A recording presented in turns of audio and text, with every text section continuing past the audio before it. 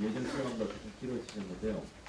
우리 보다 못한 이미경 의원님께서 다급하게 달려오셔서 시간을 빨리 좀 조정을 해달라고 이렇게 말씀을 좀 주실 정도로 조금 발제가 좀 길어지긴 했습니다만 그만큼 사물운송 문제를 둘러싼 법제 정안이나 여러 가지 구조적 문제 개선이 쉽지 않다는 걸 좀 반증하는 것이라고 보고 이후에 좀 토론자분들께서는 좀 시간을 지켜서 좀 해주시기를 좀 간청을 드리겠습니다. 그래서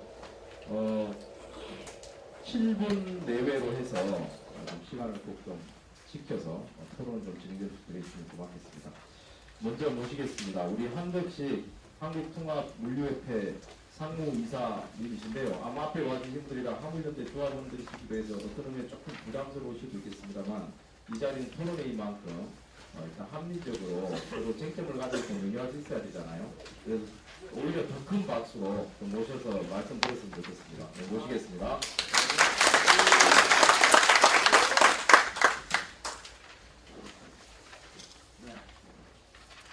우선 저희가 화물운송시장에 대해서 국회 차원에서 깊은 관심을 가질 수 있는 데 대해서 감사드리고요. 저는 물류협회에 있는데 저희 회원사들이 물류업체입니다.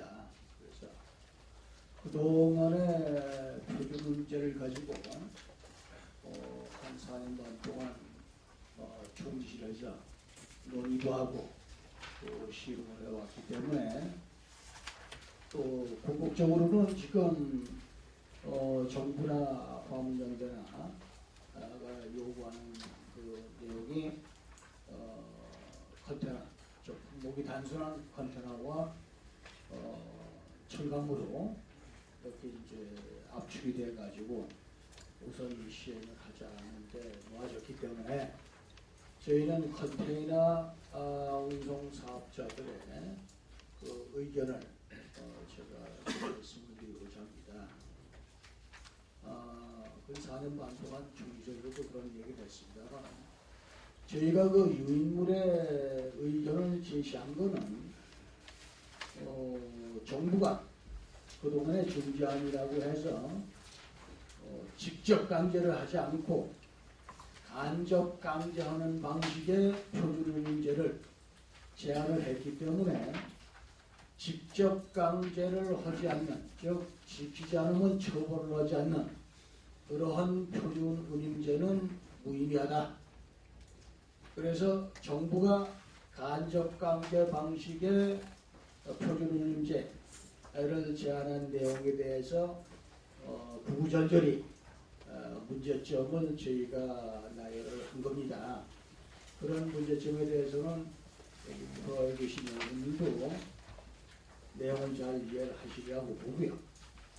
문제는 이제 표준운임제를 과연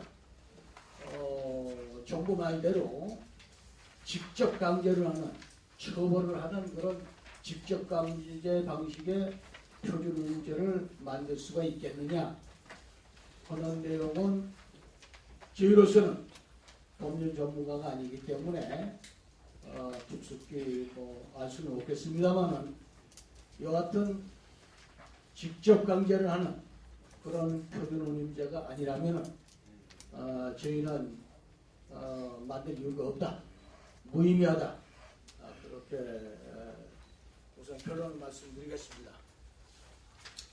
그럼 이제 안 된다는 얘기만 자꾸 하고 박지사님 또 그런 말씀을 하셨는데 다른 대안이 없다라는 말씀들을 해서 저희 컨테너 운송업계에서는 대안을 하나 제시를 하려고 합니다. 우선 그동안에 2003년도 이후에 차량이 많아서 못 먹고 산다. 그래서 차량 정차를 좀 동결을 시켜달라라고 얘기해서 정부가 10년 동안 동결을 했습니다. 그런데 시장은 변한 게 없습니다. 이는 차량이 많아가지고 문제가 된 게 아니고 그동안에 이 운송업에 자격이 없는 사람들이 많이 등장을 즉 무자격자가 이 시장에 많이 등장을 해가지고 다단계가 형성이 되고 또 여러 가지 또 폐해가 발생하는 것 때문에 궁극적으로는 차주들한테 가는 운임이 적어질 수밖에 없었다. 그래서 이제는 시장을 좀 정비해야 될 때가 아니냐. 그래서 저희는 컨테이너가 지금 이게 여러분 잘 아시겠지만 국제 복합 운송입니다. OD가 분명하게 외국입니다. 국내에서만 운송을 해서 끝나는 게 아니거든요. 그런데 일반 화물 운송업하고 혼재가 돼 있어가지고 그래서 컨테이너 운송업에 대한 특성을 살리지 못하고 있다. 그래서 컨테이너 운송업에 대한 수출 컨테이너 운송업에 대한 업을 별도로 좀 마련을 해서 이 테두리 안에서 시장에서 운송사와 또 차주가 같이 먹고 살 수 있도록 그렇게 시장을 마련해 주기를 정부한테 좀 건의를 드립니다. 저희는 이것만이 해결 대안이라고 생각을 하고 제언을 드립니다. 좀 시간은 많이 앞에서 뺏었기 때문에 제가 간략히 제 결론만 말씀드렸습니다. 고맙습니다. 예, 감사합니다. 뭐 시간을 잘 좀 더 쓰셔도 상관없는 내용인데 감사드리고 어쨌든 이 화물운송 노동자들의 노동기본권 보장 또 화물운송 시장의 구조적 문제점을 보장하는 문제는 무엇보다도 노사정의 사회적 합의가 또 대단히 중요하지 않습니까? 그래서 그런 부분들에 좀 착목하면서 좀 쟁점 사안에 대해서도 좀 차분하게 오늘 좀 논의가 되는 자리가 좀 좋겠다는 생각이 가졌습니다. 부장님 모시고 두 번째 새로운 말씀 듣겠습니다. 힘찬 박수 부탁드리겠습니다. 직접 여러분들 만나서 반갑고요. 이제 화물운송 시장 제도 개선에 대해서는 사실 이렇게 2003년도 이후에 여러 가지 화물연대의 어려움이라든가 이런 걸로 인해서 계속 지금 문제가 있어서 지난 정권에서도 표준 운임제 도입 추진위원회를 통해서 많은 의견을 나눴습니다. 그래서 이제 지난 여태까지 이제 무역업계의 업체들의 의견을 받아가지고서 저희가 계속 정리를 하고 의견을 계속 나눴는데요. 기본적으로 이제 우리 화물 운송 운임 계약이 화주하고 운송사하고 계약에 1차적으로 화주 입장에서는 계약을 하는 거기 때문에 그것을 이제 사적 계약에 해당되기 때문에 이것을 이제 이번 개정안 같이 법으로 강제하는 것에 대해서는 저희들은 굉장히 무리가 있다고 생각을 합니다. 그리고 이런 이제 시장이 지금 계속 말씀하셨지만 시장이 지금 이제 지입제라든가 다단계 하도급 이런 문제를 인하여서 여러 가지 중간에서 있는 구조가 굉장히 거래 구조가 복잡을 하기 때문에 최종적으로 차주가 받는 운임은 제한되어 있는 것이 사실입니다. 그래서 이런 문제에 대한 아까도 말씀하셨지만 어떤 지난 10년 동안 과연 국회에서는 어떤 노력을 했고 정부에서는 어떤 노력을 했는지에 말씀하셨지만 그런 것처럼 사실상 개선이 안 되는 상태에서 이제 대중적 당장에 이제 그런 문제가 계속 개선되지 않고 있는 상태에서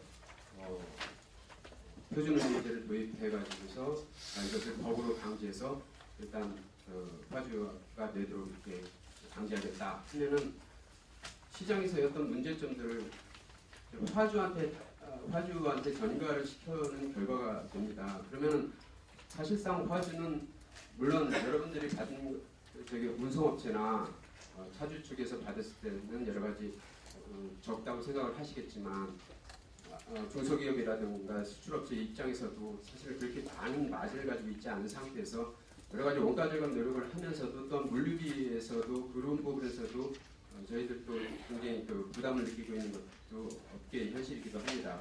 그래서 그런 부분에서 표준운임제를 통해 가지고서 법으로 강제해서 안 하면은 3천만 원 부과시키고 그래서 화주를 대해서 압박을 하는 것만이 과연 이 시장 구조를 해결하는 명사인가 에 대해서 좀 의문이 있고요. 그렇게 되면 이제 사실 시장 운임이라는 게 이제 여러분 현재로서 이제 시장 운임이 있지 않습니까? 근데 이제 표준 운임이 이렇게 도입을 된다면 그것이 이제 시장하고 가격과의 차이가 있다면은 말을 좀 또박또박 좀 해주세요. 또박또박. 지금 잠깐만요. 지금 말씀하실 때는 차분히 듣고 나중에 뭐 이견이 있거나 그런 부분을 말씀해 주시면 고맙겠습니다. 예. 서로 말씀 듣겠습니다. 네, 그런 점에서 이제 표준운임에 미치진 못하는 금액으로 계약한 것을 무효화하는 경우에는 음성적인 거래로 인해서 범법자를 양산할 가능성이 있습니다. 수출품의 원가 상승으로 인해서 또 대외 경쟁력이 저하될 수도 있고 공장을 또 화주 입장에서는 이런 것을 어려움을 회피해서 해외로 이전을 한다면 또 다른 그런 사회적인 문제점이 야기가 될 수 있다고 생각합니다. 그래서 이제 저희가 이제 일단 기본적으로 이렇게 화물 운송 제도, 화물 운송 표준 운임제에 대해서는 화주들 입장에서는 또 반대하는 의견이 있는데요. 이런 부분에 대해서 도입을 한다 하더라도 이런 부분에 대해서 법적 강제하지 아니하고 인센티브를 준다든가 이제 간접 강제를 한다면 좀 더 시장에서 받아들이기가 용이할 것으로 봅니다.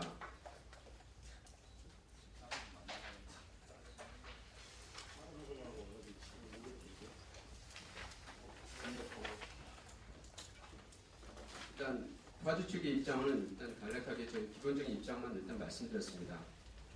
고맙습니다. 잘 들었습니다. 예, 제가 사실 좀 조마조마했습니다. 예, 그래서 근데 이 정말 덥네요. 예, 그래서 더 좀 짜증이 나실 수도 있는 분이 그런 게 아니라 정부에서는 왜 예, 화수도만 여기 화수도만 병만 두고 여기 노동자 병을 하나도 안 두고 신동진 비명만 하는 겁니까? 네, 신동진 조직국장님도 패널로 참석한 이유가 여기 방청하러 오신 분들 입장을 또 대변하려고 대피로 오셨잖아요. 이럴 때는 신동진 조직국장님께 마이크를 넘겨서 발언하게 하는 게 옳습니다. 그렇지 않습니까? 네, 그래서 국회라고 하는 공간이 그냥 우리가 사적으로 하고 싶은 얘기 다 하는 공간이 아니기 때문에 좀 답답하시더라도 좀 차분하게 좀 토론 규칙을 지켜주시면 고맙겠습니다. 그리고 오늘 이 자리에 예를 들면 사나 정을 대표해서 나오신 분들은 그냥 부담스럽게 나오신 거거든요. 여기 화물연대 집회 갔잖아요. 지금 이렇게 앞에서 보시면. 그러니까 안 그래도 충분히 압박받고 있기 때문에 그런 분들 염두에 두시고 좀 차분하게 토론 이어질 수 있도록 나중에 그 방청석에 계신 분들 발언할 시간을 드릴 거예요. 그때 좀 차분하게 말씀해 주시면 훨씬 더 좀 공감을 얻을 수 있으시니까 그걸 좀 염두에 두시게 해주시면 고맙겠습니다. 예, 세 번째 토론자 모시겠습니다. 우리 한국교통연구원 이태영 물류정책기술본부 박사님 모시겠습니다. 예, 박수로 청해 듣겠습니다. 네, 반갑습니다. 한국교통연구원의 이태영이라고 합니다.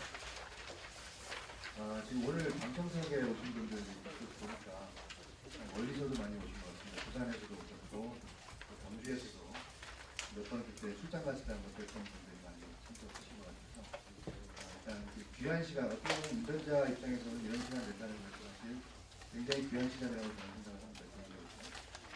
지금까지 제가 맡았던 일들은 사실 화물 처지분들과의 어떤 대화의 시간들 많이 가진 것 같고, 그다음에 정부 측 관계자분들과의 어떤 화물운송 시장에서의 어떤 문제점들을 어떻게 좀 잘 개선할 수 있을지에 대해서도 많은 고민을 했던 거로 생각하고 있습니다. 또 이제 저희 한국교통연구원에서는 매 분기별로 차주분들을 대상으로 해서 여러 가지 조사들을 좀 수행하고 있습니다. 그래서 여러분들이 궁극적으로는 잘 협조를 해주셔서 저희가 우리나라 화물운송 시장에서 필요한 어떤 정보들, 데이터들을 이해 주체들에게 저희가 제공하는 역할을 수행을 하고 있습니다. 뿐만 아니라 화물운전자 복지재단을 지금 운영해 보거든요. 여기 제가 이사로 참여하면서 어떻게 하면 화물운전자의 복지를 향상시킬 수 있는 방법에 대해서 한번 같이 고민도 해보고 그런 활동들을 제가 하고 있습니다. 그래서 오늘은 그 화물운송시장 제도 개선 방안이라는 토론회인데요. 일단 제가 생각하고 있는 뭐 나름대로 어떤 여러 가지 방안들을 다 말씀드리기에는 너무 시간이 짧기 때문에 표준 운임제의 도입과 관련된 여러 가지 쟁점 사항들에 대해서 의견을 말씀드리고 토론을 마치도록 하겠습니다. 어제 윤영상 교수님께서 그 제의 발제를 하셨는데요. 저는 사실은 그 표준 운임제라는 것이 그 차주분들의 어떤 최저 운임 보장이라는 측면에서는 상당히 긍정적인 측면이 단기적으로 볼 때 긍정적인 측면이 있다라고 판단하고 있습니다. 하지만 과연 뭐 고민을 해 보셨는지는 모르겠습니다만은 이 표준 운임제를 과연 어떻게 시행할 것인가에 대해서 결정을 할 필요가 있다고 생각을 합니다. 그래서 여러분들께서 좀 더 고민을 해보셔야 될 부분이 어떻게 시행 방법상의 쟁점 사항들을 이해 주체들이 충분히 공유할 것인가. 그런 부분에 대한 어떤 공감대 형성이 되지 않은 상태에서의 어떤 강제적인 시행을 하게 된다면 여러 가지 문제점들이 있다라고 저는 생각을 합니다. 그래서 그 내용 중에 하나가 이제 뭐 직접 강제하고 간접 강제 부분이 많이 얘기가 될 수 있고요. 그 다음에 이제 그 표준운임제의 추진 방식입니다. 그래서 뭐 지난번에 이제 표준운임제 도입추진위원회에서 저도 뭐 일부 참석을 했습니다만은 과연 단계적인 추진이 좋은지 아니면 전면적인 추진이 좋은지에 대해서도 한번 검토를 할 필요가 있고요. 그 다음에 이제 그 표준운임을 만약에 시행을 하게 되면 이 산정 주체는 누가 될 것인지 그리고 표준운임 산정에 대한 결정은 누가 할 것인지 그런 데에 대해서도 이 충분한 합의가 있어야 될 것으로 생각을 합니다. 그래서 먼저 그 강제성 수준에 대해서 잠깐 말씀드리면 잘 아시다시피 직접 강제는 정말 행정적인 제재를 가하는 그런 방법이 되겠습니다. 그다음에 간접 강제라는 것은 예를 들어서 뭐 적정 운임을 공표한다거나 라는 방법을 통해서 간접적으로 표준운임제를 시행하는 방안이 되겠습니다. 그래서 이제 그 처벌이 가해지지 않는다는 점에서는 간접 강제는 사실상 강제성 수준이 상당히 낮은 그런 강제 방법이라고 생각하고요. 그 다음에 저희가 이제 그 지난번에 그 표준운임제 도입 추진위원회의 그 시범 운영 결과를 한번 보고를 한 적이 있었습니다. 그걸 잠깐 물론 막 발표 자료로 잠깐 나왔습니다만은 잠깐 더 말씀드리면은 컨테이너 같은 경우에는 운송사에서는 직접 강제를 선호하는 것으로 나타났고요. 그 다음에 철강 같은 경우에서는 차주만이 직접 강제를 강하게 선호하시는 것으로 나타났습니다. 그 다음에 컨테이너 차주 부분 조사를 이제 추가로 실시해 본 결과 한 83%의 차주분들이 직접 강제를 선호하는 것으로 나타나서 전반적으로 그 차주분들의 어떤 의견은 한 70, 80%는 전부 직접 강제로 추진되지 않으면 아무 효과가 없다라고 이렇게 생각을 하시는 것 같습니다. 하지만 뭐 어떤 필요성에 대한 어떤 강조도 중요하지만 과연 이거를 직접 강제를 했을 때 단점은 없는 것인지 그런 부분도 한번 차분하게 한번 검토를 할 필요가 있다고 생각을 합니다. 그래서 뭐 자료에는 잠깐 제가 써놨습니다만은 간접 강제했을 경우에는 운임거래 투명성 제고가 가능하고요. 그 다음에 이제 표준운임 준수가 불확실함에 따라서 운임 보장 효과가 낮은 장점이 존재합니다. 하지만 그 직접 강제를 하게 되면은 운송업체 입장에서는 화주를 대상으로 해서만 이제 준수를 의무화할 것인지 아니면은 운송업체를 대상으로만 준수를 의무화할 것인지 아니면 동시에 다 준수할 수 있도록 직접 강제를 할 것인지 여러 가지 방법들이 있습니다.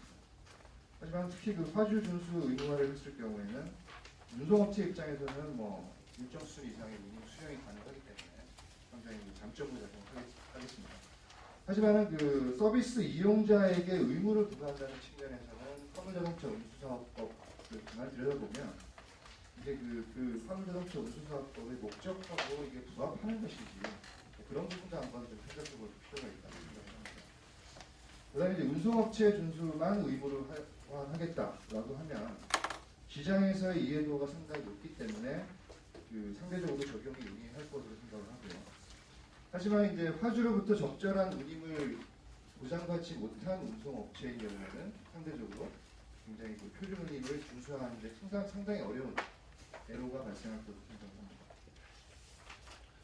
두 번째는 추진 방식입니다. 과연 이거를 전 차종, 전 톤급, 전 품목 이게 동시에 다 추진할 것인지 아니면은 단계적으로 추진할 것인지 이런 부분에 대한 검토가 충분히 있어야 될 것으로 생각을 하고요. 일단 지난번에 그 표준임대 도입추진위원회에서는 일단 가장 추진하기 쉬운 두 가지 품목에 대해서 컨테이너하고 철강에 대해서 일단 추진을 어떤 방법으로든 하는 것으로 결정이 된 걸로 제가 개인적으로 알고 있습니다만, 그래서 그 품목별, 업종별, 최장 적재 규모별 표준임은 그 적정한 운송 원가의 기초를 해야 되고요. 운송 원가가 산정이 되면 그 운송 원가에다가 일반 관리비, 이윤, 고속도로 통행료가 더해져서 표준임이라는 것이 탄생하는 겁니다. 자, 그렇다면 품목별로 봤을 때 컨테이너 철강 외에도 탱크로리, BCT, 카고 화물도 굉장히 품목이 다양하죠. 그다음에 업종도 보면은 개별화물, 용단화물 이렇게 다양합니다. 그다음에 이제 그 톤급별로 봐서도 1톤 이하, 1에서 3톤, 3에서 5톤 이하 이렇게 운임 산정을 굉장히 제대로 만약에 시행을 하려면 진짜 그 굉장히 복잡한 그 표가 나와야지 이게 제대로 작동이 가능할 거라고 생각을 해서, 과연 이런 상황에서 이런 다양한 요인에도 불구하고 이것을 전면적으로 추진하는 게 과연 가능한가, 그런 부분에 대해서 한번 지금 자리에 앉아 계신 여러분들께서 한번 고민을 해볼 필요가 있다고 생각하고요. 그 다음에 그 표준임 원가 산정에도 상당히 막대한 조사 비용이 투입돼야 될 것으로 생각합니다. 왜냐하면 이게 어떤 품목에 대해서는 원가 조사를 하고 어떤 그 통급에 대해서는 원가 조사를 하지 않고 이래가지고는 이게 그 제대로 된 표준임 제도가 시행되지 않을 거라고 생각을 하기 때문에 그 어떤 그 전면적인 추진보다는 한번 몇 개 품목을 위주로 한번 만약에 시행을 한다면 단계적으로 추진하는 것이 바람직하고요. 일단은 아까 제가 먼저 말씀드렸듯이 이해주체별 전체적인 어떤 합의를 도출한 이후에 이 표준임제가 추진되어야 될지 좋을 것으로 생각을 합니다. 그리고 끝으로 그 운임 산정 문제입니다. 그래서 표준 운임 산정은 누가 할 것인지, 그리고 그 산정된 운임에 대해서 누가 결정할 것인지, 이런 부분도 상당히 그 고민할 필요가 있습니다. 그래서 이제 매년 이제 예를 들어서 고정비, 변동비가 바뀌고 있습니다. 고정비 부분에서는 가장 특별한 것이 이제 그 인건비 부분. 네, 변동비 부분은 어떻습니까? 여러분들 피부로 느끼시는 그 유가 부분이 그 변동비 부분을 포함되어 있습니다. 이런 것들을 한번 산정했다고 해서 이게 10년, 20년 가는 것이 아니기 때문에 매년 조사를 해야 됩니다. 그러기 위해서는 그만한 행정적인 비용과 용역에 필요한, 조사 용역에 필요한 그 비용이 들어갈 수밖에 없겠죠. 그런 부분도 같이 한번 생각할 필요가 있고요. 제가 볼 때는 이 정부에서 추진하는 것보다는 아무래도 그 이해 주체별로 구성된 어떤 협의회를 통해서 이 표준 운임 산정과 결정이 이루어져야 될 것으로 생각합니다. 자, 그러면 이제 그 외국에는 이런 운임 제도를 어떻게 운영하는지에 대해서 한번 볼 필요가 있다고 생각합니다. 그래서 일본 같은 경우에는 저도 한번 꼼꼼하게 찾아봤었는데요. 표준 운임제 비슷한 게 있긴 있습니다. 있긴 있는데 다만 이제 특별한 경우에 한해서 표준 운임 및 요금을 정할 수 있다라고 얘기하고 있습니다. 이게 뭐냐면 이제 차량 공급 및 수송 수요량이 불균형을 이룰 때, 또는 그 물가가 경제사정 변화에 의해서 현저하게 상승 또는 하락하는 경우에만 이 표준 운임을 작동할 수 있다, 시행할 수 있다라고 되어 있습니다. 그래서 일반적인 상황에서는 적용되는 상황이 아닌 것 같고요. 그다음에 처벌 조항도 없어서 우리나라에서 시행하려는 표준 운임제와는 상당히 거리가 있는 것으로 생각합니다. 실제로도 이제 작동한 적은 없는 것으로 조사 결과가 나타났고요. 그리고 끝으로 그 프랑스 같은 경우에는 그 표준 운임이 아니라 그 참고 운임이라는 것을 제시를 하고 있습니다. 그래서 그 자료에도 나와 있습니다만 그 프랑스 도로위원회 CNR이라고 하는 데가 있는데요. 거기서 이제 그 사업자를 위해서 참고 운임을 발표하는 방식으로 참고 운임제를 진행하고 있고, 그래서 그 참고 원가는 사실 구속력이 없기 때문에 프랑스 운송사업자의 운임 측정은 실질적으로 자유화된 상태다라는 말씀을 드리면서 제가 처음에 말씀드렸듯이 이 표준임제 자체는 굉장히 나중에 복잡한 문제를 야기할 수 있기 때문에 그 이해 주체들 간의 충분한 협의를 통해서 추진돼야 되는 것이 바람직하다라고 생각하면서 토론을 마치도록 하겠습니다. 감사합니다. 예, 감사합니다. 이 박사님께서는 표준임제 시행과 관련해서 사전 검토해야 될 사항들, 그리고 여러 가지 해외 사례들 다 주시면서 말씀해 주셨습니다. 예, 다음으로 우리 신동진 조직장님 모실 텐데요. 아마 하실 얘기는 많으시긴 할 것 같은데, 아까 발제에서부터 이렇게 여러 가지 짚어준 부분이 있고 하니까 시간을 좀 지켜주시고 가급적이 오늘 또 정부 쪽 얘기도 많이 들어보는 게 목표 아니겠습니까? 그렇습니다.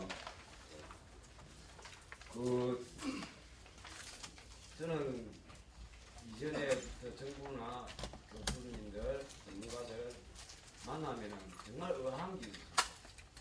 외국 사례를 계속 듣는데요. 우리한테 유리한 외국 사례는 하나도 없어요.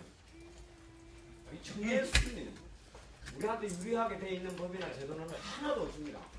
그럼 외국에 있는 노동자들은 어떻게 사는가? 외국에 서류 하는 사람들은 사람이 아닌지 궁금할 정도로 있어요. 그래서 저는 정말 이 화물 노동자들을 가슴으로 한번 생각하고 뭘 제도를 마련한다든가 생각을 해야 됩니다. 외국 사례가 하도 없다 해서 제가 하나 찾아봤습니다. 아까 표준의무제가 뭐 있다고 했잖아요. 외국에는. 일본은 뭐 한 번도 시행도 안 되고 있고 관계성도 없다 했는데 호주의 안전운임법 2012라는 법이 있습니다. 제정됐습니다. 우리의 화물연대가 요구하는 표준운임제보다도 훨씬 관계력이 높고 직접 관계성이 높고 처벌 조항이 강한 서로 운송 노동자들의 운임을 보장하는 이야기입니다. 뭐 우리나라에서 이런 객을 바라는 건 알겠지만은 비교하는 자체가 쪽팔리지만은 솔직히 말로 그 줄리아 길라드 하는 호주 총리가 이 법을 도입하면서 뭐라고 이야기했냐면은 트럭 운전사들은 생계를 위해 열심히 일한다. 하지만 그들이 열심히 일하기 때문에 죽을 필요는 없다. 이렇게 이야기하면서 안전운임법 2012를 제정을 하고 그걸 시행을 하고 있습니다. 우리 이태인 박사도 저는 그전부터 몇 번 봤는데 외국 사례 때 우리 화물 노동자들한테 좀 잘 돼 있는 것도 한번 찾아보시기를 좀 바라는 겁니다. 정부도. 그래서 정부라든가 이쪽에서 제발 좀 외국에는 이런 게 없다 이야기하지 말고 외국에 이런 것도 있더라. 그럼 우리나라는 어떻게 좀 해볼래? 좀 이렇게 좀 접근했으면 하는 생각입니다. 여기에 토론자나 나오신 분들이 좀 하나 착각하는 게 있습니다. 말도 좀 한다고 이야기했죠. 그 성능이 나쁜가 봐요. 착각하는 거 하나 있습니다. 2008년 6월 19일 날 정부에서 국민들에게 공표했는 내용입니다. 제가 읽어드릴게요. 다는 못 읽어드리고요. 국민 여러분께 심려를 끼쳐드리는 데 대해 매우 송구스럽게 생각합니다. 정부는 먼저 표준의무제는 08년 7월 중 총리실 산하에 화물운임관리위원회를 구성하고 하반기에 연구 용역을 거쳐 2009년에 시범운영을 실시하고 법제화도 추진하겠습니다. 이렇게 공표를 했습니다. 국민에게 이렇게 공표를 했습니다. 우리 화물 노동자하고 화물 운송 노동자한테 공표를 했어요. 무역협회나 통물협이나 철강협회나 운송사업자들한테 약속한 게 아닙니다. 정부가 왜 무역협회나 철강협회, 운송사업자를 끌어들여갖고 그들이 반대하기 때문에 못하겠다고 이렇게 싸움을 붙이는 겁니까? 이거는 정부가 국민한테, 화물 노동자한테, 화물 연대한테 약속했는 거. 다 제가 이야기는 틀렸습니까? 맞습니다. 틀리지 않았습니다. 그리고 그날 2008년 6월 18일에 원래 정리가 될 수 있었는데 하루 더 갔습니다. 19일에 정리가 됐어요. 왜 더 갔느냐? 정부에서는 그때 2009년부터 한다고 얘기했어요. 근데 우리 화물연대는 2009년부터 하면은 언제 할지 모른다. 숫돼지 새끼 나도 못한다. 그래서 반드시 2009년에 해야 된다 해서 2009년 L이었습니다. 그걸 가지고 하루 파업을 더했어요. 그래서 정부에서 마지막에 박인섭 물류항만실장 계시던 분이 2009년 L을 수용해서 이게 작성되는 겁니다. 그러면은 정부 약속대로 하면 2009년에 법제화 진행돼야 되는 겁니다. 맞죠? 네. 운송사업자나 무역협회나 이런 데가 약속하지 않았습니다. 정부에서는 약속을 지켜야 됩니다. 그 다음에 많은 사람들이 그런 이야기를 합니다. 표준의료제는 복잡하다, 어렵다, 비용을 많이 들어간다, 뭐한다 막 이야기해요. 우리 화물연대에서 제출했는 법안 한번 보십시오. 표준의료 제를 어떻게 구성하고 어떻게 운영하고 원가 계산을 다 나와 있습니다. 그건 안 봐요. 안 보고 우리 쉽게 써놨거든요. 한 장 하나도 안 쓰고 한글로 쉽게 써놨는데 안 보고 자꾸 복잡하다 어렵다 복잡하다 어렵다. 그리고 원래 싸움을 하고 싶은 사람은 싸움할 이유만 보입니다. 싸움하기 싫은 사람은 싸움 해서는 안 되는 이유만 보여요. 이걸 도입을 하고 싶은 사람은 해야 될 이유만 보이는데 도입을 해서는 안 된다고 전제를 깔고 있으면 안 되는 이유만 보이는 겁니다. 정부나 무역협회나 어디 다 같이 되는 이유 하나 되는 거 같습니까? 하기 싫기 때문에 그런 거거든요. 그래서 저는 더 이상 논란하지 말고 법을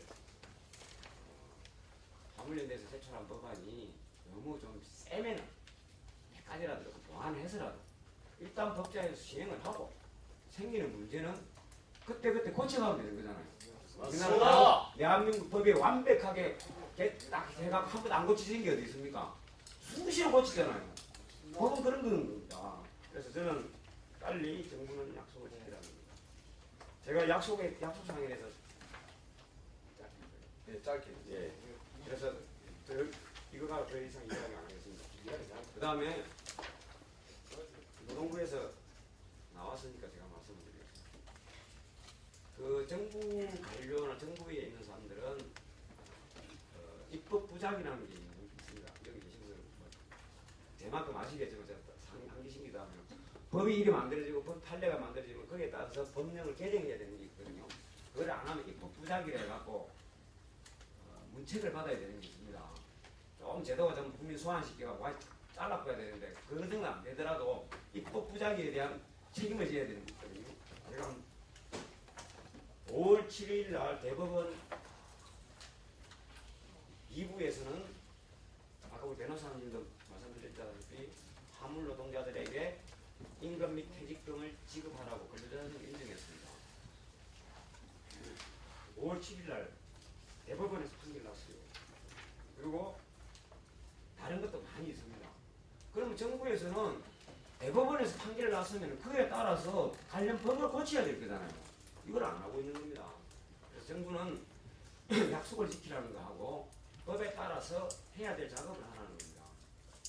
그 다음에 또 다른 이야기를 제가 좀 말씀드리자면 이 운이 아까 전에 돌판 문제 갖고 이야기를 말씀을 했는데요. 사회자님 장사는 이런 얘기 저는 혼자 하니까 좀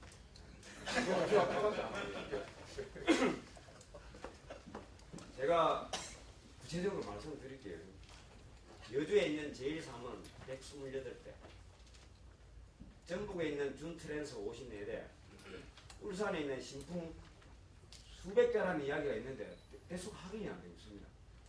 그 다음에 영암에 있는 이원물류 해미상훈 진양운속 64대, 포천에 있는 신동학 통상국제기업 35대, 영암에 있는 전국통원 26대, 이 화물차 자가용 대폐차회가 남바를 바꿔가 번호판 한 대에 2,400만에서 3,500만 개의 그런 번호판 상산이 됩니다. 네? 이게 이것만 있습니까? 아까 비용 없다고 하는 이 번호판 장사했던 건 몰수하면 되잖아요. 아까 뭐 조사하려고 하니 비용이 없다고 하는데 이게 돈으로 계산하면 얼마인 줄 아십니까? 3천만 원 곱하기 301곱대 한번 해보시오. 이게 지금 한 달 사이에 벌어지는 겁니다. 이런데도 번호판 문제를 운송사업자한테 주고 제대로 계산하지 않는다. 저는 말이 안 된다는 거예요. 그 다음에 이거와 관련해서도 정부에서는 정말 저희들이 어디 소송을 하든가 해야 될 것 같은데 얼마만큼 정부가 자기 일을 방기하고 있냐면은 2012년 11월 29일 날 대법원에 판결이 났습니다. 전세대 소송과 관련해서 그 중에 제가 일부를 읽어드릴게요. 자동차의 등록번호는 시도지사가 국토해양부령에 따라 자동차 관리를 위하여 부여한 것이고 그 등록번호가 표시된 등록번호판은 그 자동차에 부착 봉인된 표시에 불과할 뿐이므로 자동차의 등록번호나 그 등록번호판을 사용할 수 있는 권리가 개인에게 배타적으로 기속된다고 볼 수 없고 등록번호판 자체가 그 자동차와 분리되어 독립적 가치가 있는 고유재산에 해당되거나 양도의 대상이 될 수 없다. 즉 이 말은 번호판에 대한 운송사들이 자기 재산권 소유권을 주장할 법적 근거 하나도 없다는 겁니다. 네? 아니 제가 이야기를 하는 게 아니고 대법원 판사가 이렇게 했어요. 제가 했는 게 아니고. 그런데도 불구하고 실명제를 도입 못하겠다. 개별 나가는 건 못하겠다. 그러니까 사기꾼들과 브로커들 제가 이 자리에서 명예훼손이 걸리고 뭐 고발당하다 이국순, 공기상, 한정서 또 뭡니까 이원철이죠. 전국 돌아다니면서 수백 대서 지금 해먹고 있습니다. 아까 전에 한덕식 상무님께서 이야기를 했어요. 그 번호판 업체들을 정리하자고. 네? 정리하고 싶습니다. 그러면 그 밑에 있는 번호판을 어떻게 하는 거예요? 네? 업체 정리하고 나면 그 밑에 있는 번호판 달고 있는 화물 운송 노동자는 어떻게 되는 겁니까?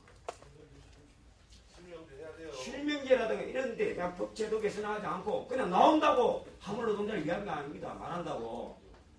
그 업체들 정리하고 나면 직접 운송 업무제 관련해서 제 이야기를 하면 너무 길어질 끝에서 제 이야기를 안 할게요. 실적 없는 운송사 퇴출하기로 했어요. 정부 퇴출시킨다 해요. 영업허가 취소를 감차하고 나면 어떻게 할 겁니까? 그 밑에 있는 번호판은 우리 화물 노동자는 어떻게 되는데요? 그리고 여기 국토해양부에 국토도 교통부에서 오신 분들 근하통원 사건 알 겁니다. 그 근하통원을 허가 취소를 하기로 했습니다. 우리 조합원의 비원을 매달렸습니다. 왜냐하면 허가 취소를 해보면 명백한 사용자의 사업주가 잘못했기 때문에 허가 취소할 수 있는데 번호판이 다 날아가기 때문에 그 사람이 매달리가 허가 취소하지 말아야 1,100만 원에 다 샀어요. 이게 지금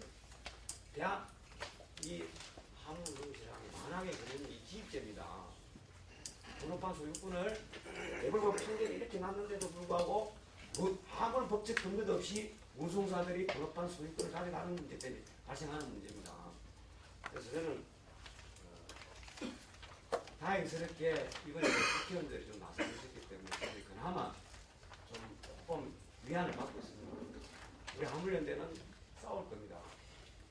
직접 운송 문제라든가 번호판 문제라든가 토지는 문제 정부 약속 지키지 않고 노동기록금 보장하지 않으면 또 싸울 겁니다. 우리 화물연대는 아까 지금 약간 날씨가 더워서 그랬지만 우리 정중합니다. 사람들 대할 때는 다 정중하게 합니다. 우리 요거는 단호합니다. 투쟁은 빡시게 합니다. 그래서 또다시 물류대란을 막으려면은 우리 화물연대 법제도 개선을 추진해야 되는 거 아니냐. 그 다음에 의원님이 계시기 때문에 제가 다른 이야기를 했습니다. 지금 당진에 우리 가면은 한진하고 그 다음에 동부하고 담보에서 운송료 갖고 이야기를 파업을 하고 있습니다. 아직 파업은 안 했는데 싸우고 있습니다. 한진에서 마이너스 4% 운송료를 깎았습니다. 그 다음에 그 유가보조금, 유가연동제 기준점을 1,500원에서 1,700원으로 깎았어요. 그렇게 되면은 우리 거기에 일하는 사람들이 한 달에 매달 마이너스 80만 원까지 듭니다. 지금 봤더니 한 80만 원, 90만 원이 줄어듭니다. 우리 보고 죽으라는 겁니다. 한진의 관계자도 있을 텐데 우리 보고 죽으라는 겁니다. 계속 택배 아까 이야기를 했는데요. 제가 하도 기가 막혀서 조사를 해봤습니다. 택배가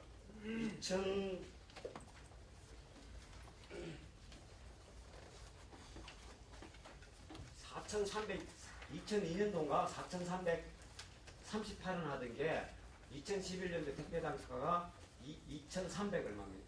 그렇게 들어갔습니다. 제일 처음에 현대택배가 2년 동안 단가 하락을 주도했습니다. 그 다음에 한진택배가 2년 동안 주도했습니다. 그 다음에 대한통운이 주도했습니다. 그 다음에 2007년 이후에는 대한통운이 계속 택배 단가 하락시키고 있습니다. 그 택배하는 사람들이 그 업자들이 계산한 방식이 하면은 그 그 4인 가족 있죠. 40대 초반에 남성 356만 원이랍니다. 평균 그 수입이. 그리고 노동시간이 뭐냐? 7.2시간이래요. 우리 택배 노동자들 12.7시간 해가지고 받는 돈이 벌어가는 돈이 158만 원입니다. 이거는 제가 이야기하는 게 아니고 그 택배 업체들하고 그 물류신문사에 낸 통계입니다. 그 다음에 우리 이태영 박사가 계시지만은 석 달마다 조사하잖아요. 조사해갖고 우리 화물운송 노동자들이 11시간 일해가지고 가져가는 돈이 186만 원입니다. 일반 노동자들 7.2시간 해가지고 가져가는 게 356만 원인데 우리는 12시간, 12.7시간, 11시간 일해가 가져가는 게 200만 원이 되지 않습니다. 그리고 제가 우리 거기에 또 당진에 가면은 그 매일유업이라는 게 있잖아요. 매일유업이라는 데서 교섭을 하고 있습니다. 갑을 이야기하는데요. 갑을에 대한 얘기 제가 진술을 보여드리겠습니다. 갑을에 대해서 이 매일유업 삼보물류가 우리한테 요구하는 겁니다. 필요하신 분은 한 복사를 해드리겠습니다. 근데 제가 몇 가지만 말씀드리면 그 중에 계약서에 적어라는 것 중에 우리한테 화물운전소한테 보건증을 제시하라 합니다. 보건증을. 그런 매년 건강진단서 및 보건증을 제출해야 한다. 화물운전소 보고 보건증을 제출하는 겁니다. 보건증이 뭡니까? 네? 보건증이 뭡니까? 잘 모르겠어요. 그 다음에 내가 차를 팔고 싶으면 그 차를 팔고 새 차를 산다든가 아니 내가 차를 팔고 안 할 수도 있잖아요. 그 허락을 매일유업 하주한테 가더라고요. 매일유업 하주. 그래서 우리 조합원 한 분이 차를 팔고 빚을 갚고 차를 팔고 나가야 되는데 그리 못하게 하니까 자살을 했습니다. 집에서 목을 매가고 장례 치른 지 일주일도 안 됐습니다. 그 다음에 이것뿐만 아니라 제가 갑을 이야기할게요. 이렇게 하고 난 뒤에 또 뭘 적으라 하냐면은 운송기사 규정 준수 약정서 위스타 계약서 새로 적고 또 이걸 하나 적으라고요. 그 다음에 이것만 끝나는 줄 압니까? 연대 보정인 2명이 세우라 합니다. 연대 보정인 여기서 끝나는 줄 압니까? 각서 여기서 끝나면 매일유업 안전운전자 서명서 여기서 끝나면 말 안 합니다. 또 각서 있습니다. 그 다음에 구비해야 될 수로 중에 인간전맹 세통. 인간전맹 왜 하는 거 아닙니까? 번호판 저 맘대로 돌리려고 하는 겁니다. 인간 막 찍어갖고 대표차 동의서 이런 거 다 필요 없고 차도 동의서 다 만들어가 번호판 다 팔아물고 자기들 마음대로 하니까 합니다. 이게 매일유업, 삼보물류 매일유업에 있는 일이 아닙니다. 화물운송시장에 이런 일이 비일비재합니다. 맞습니다. 이 문제를 어떻게 해결할 거냐. 갑을 이야기하는데 매일 남양유업의 대리점은 안 것도 아닙니다. 우리 경상도는 호시비비입니다. 네? 이거보다도 훨씬 많습니다. 여기 계신 분들이 객관적 요금 제가 다 드릴게요. 우리나라의 아주 국지의 기업인데 가면은 화물 운송 계약은 1년을 해요. 그런데 7년 동안 약속을 지키라 해요. 만약 화물 운송 계약은 7년 해놓고 1년 만에 그만두면 700만 원, 5년 만에 그만두면 500만 원, 3년 만에 그만두면 300만 원, 6년 만에 그만두면 100만 원 물리내라는 겁니다. 화물 운송 계약은 1년 해놓고 이게 우리가 바퀴 달린 거입니다. 우리 화물연대가 무리한 요구 절대 하지 않습니다. 이런 문제를 왜 어떻게 풀 거냐? 노동기후분권이 보장돼야 되는 거예요. 소원수리 하듯이 막 정부에 우리 요구를 하면 야 이 아버지가 막 10개 20개 적어놔요. 그거는 다른 문제로 인해서 파생되는 문제거든요. 원인을 제거해야 되거든요. 저희들은 세 가지로 보고 있는 겁니다. 첫 번째 노동기본권, 그 다음에 운임제도를 바꿔내는 것, 그 다음에 우리 번호판에 대한 소유권을 완전 확실하게 보장해달라는 겁니다. 그 나머지는 우리가 알아서 사정을 뭐라 그래서 다 해결해 나간다는 거예요. 이 이야기를 아무리 이야기해도 이해를 못 하겠다요. 못 알아듣겠다고. 그게 10년째입니다. 올해 저희들은 계속 저희들 외면하고 말을 안 듣고 못 알아듣겠다고 복잡하다 어렵다 그런 이야기만 하면은 저희들이 잘하는 방식으로 빡시게 주장할 겁니다. 그래서 그런 일이 일어나기 전에 제발 정부에서 화물연대가 요구하는 법 제도 개선안 그다음 개정돼 있다 상정시키는 법안을 통과시키기 바랍니다. 이상입니다.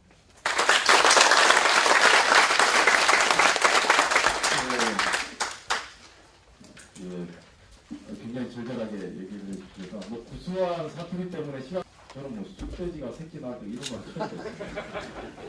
네. 그래서 어쨌든 지금 우리 화물운송 농협 특히 우리 화물연대 조합원들의 처지를 절절하게 잘 대변을 해주신 것 같습니다. 네, 다음으로 오늘 사실 토론의 클라이막스라고 생각이 되는데요. 예, 두 분 우리 정부 쪽 책임 관계자분들 좀 모시겠습니다. 첫 번째 우리 국토교통부 우리 김태복 물류산업과장님 힘찬 박수로 모셔서 말씀 듣겠습니다. 네, 안녕하십니까. 네, 물류산업과장 김태복입니다. 오늘 이렇게 많은 관계자분들께서 토진 누님에 대한 사회적 관심이 굉장히 높구나 하는 것을 새삼스럽게 느껴봅니다. 저희 정부에서도 아까 말씀대로 이제 노력을 안 하는 것은 아닙니다.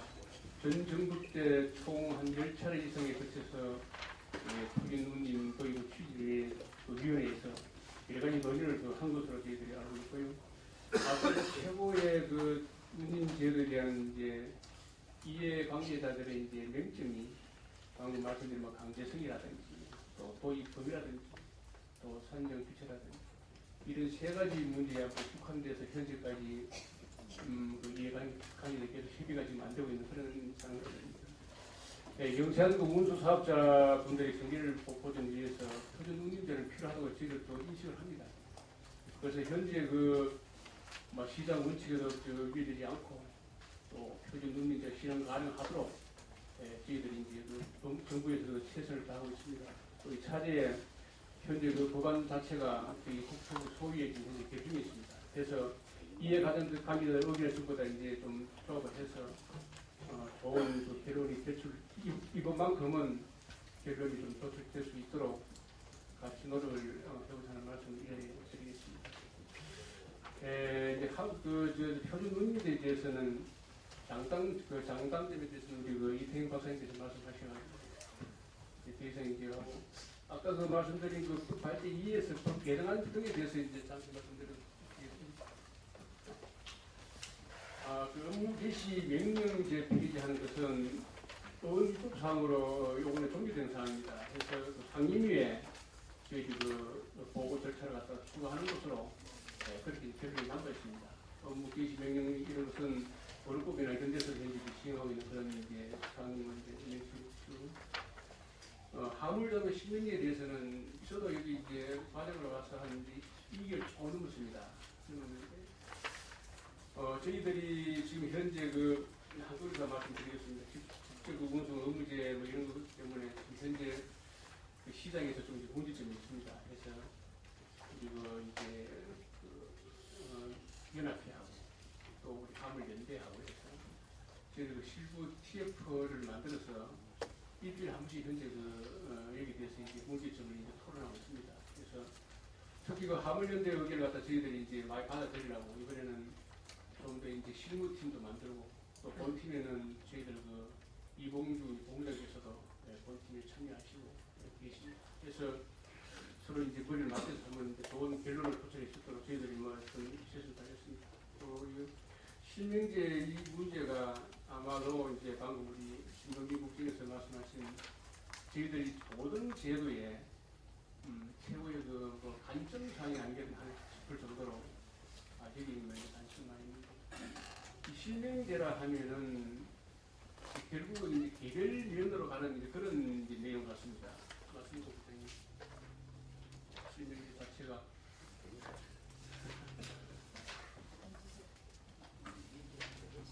실명제 자체가 결국 이제 개별면으로 가는 이제 그런 이제 여기에 대해서는 이제 저희들이 한번 좀 더 깊게 한번 다시 저희들 실무팀 화물 연대에서 실명에 대해서도 또 저희들 모여서 한번 이야기를 좀 하자는 의견을 하고 있습니다. 그래서 아마 이 문제에 대해서도 현장에서 일어나는 여러 가지 문제들이 또 있지만 실질적으로 이게 이제 본인의 재산권에 관한 문제가 되고 하니까 같이 한번 연구하도록 하겠습니다. 이쪽에 나와서 이제 뭐 좀 학답을 좀 들고 이렇게 해야 되는데 현 상황 법 자체가 이제 국기 개혁되어 있는 상태고 그래서 저희들도 이제 그 의원님들하고 같이 협력을 해서요 좋은 작품이 나오도록 한번 노력을 한번 해보겠습니다. 네, 감사합니다. 예, 대통령 우리 사정을 대표해서 나오신 분들은 대체로 지금 토론 말씀이 짧습니다. 그래서 이게 이제 현재 노사정 간 사회적 합의가 가지고 있는 여러 가지 좀 난점도 같이 좀 드러내고 있는 것 같다는 생각이 드는데요. 나중에 그 질의응답 시간에 좀 더 충분한 회의가 이루어질 수 있도록 했으면 좋겠습니다. 네, 오늘 마지막 토론 말씀입니다. 우리 이제 고용노동부 이창규 근로개선정책과 사무장님이신데요. 예, 힘찬 박수로 청해서 말씀 듣겠습니다. 네, 안녕하십니까. 고용노동부 근로개선정책과 이창규 사무관입니다. 제가 그 부에서 지금 특고 업무를 맡고 있는데요. 특고 같은 경우에는 오늘 오신 분들 그 화물 연대 근로자들 노동자들뿐만 아니라 굉장히 다양히 많이 있습니다. 그래서 그 모든 분들을 일률적으로 저희가 지금 근로자성을 인정하는 것보다는 일단 저희 부에서는 개별적으로 주체성을 판단하겠다는 게 일단 기본 입장입니다. 근데 오늘 그 이제 국토교통부 쪽은 제가 그렇게 자세히 내용을 몰라서 하나의 업종에 따른 실태를 좀 보니까 정말 우리 저희 노동자분들께서 많이 정말 힘든 지금 상황에 계시는 것 같은 생각이 들고 좀 저희가 이번에 생각이 듭니다. 저희가 지금 현재 노사정위원회에서 비전형 근로자 연구위원회라는 것을 지금 지난달에 발족시켜서 운영을 하고 있는데요. 여기에서는 뭐 다양한 특고 등의 지금까지 연구 영역도 많이 했고 시체조사도 많이 했습니다. 그래서 그러한 것들을 한번 정리해보고 또 지금까지 유효한 그 보호 방안인지 그런 검토해서 아마 종합적인 좀 보호 방안을 다시 마련해 보려고 지금 준비 중에 있습니다. 그리고 산재보험 같은 경우에 지금 전 6개 업종에 지금 허용을 하고 있는데요. 한 10% 정도 비율이 굉장히 낮게 나타나고 있습니다. 이게 비율이 낮다는 것 자체가 좀 제도상의 문제가 있다는 것을 저희도 인지하고 있고요.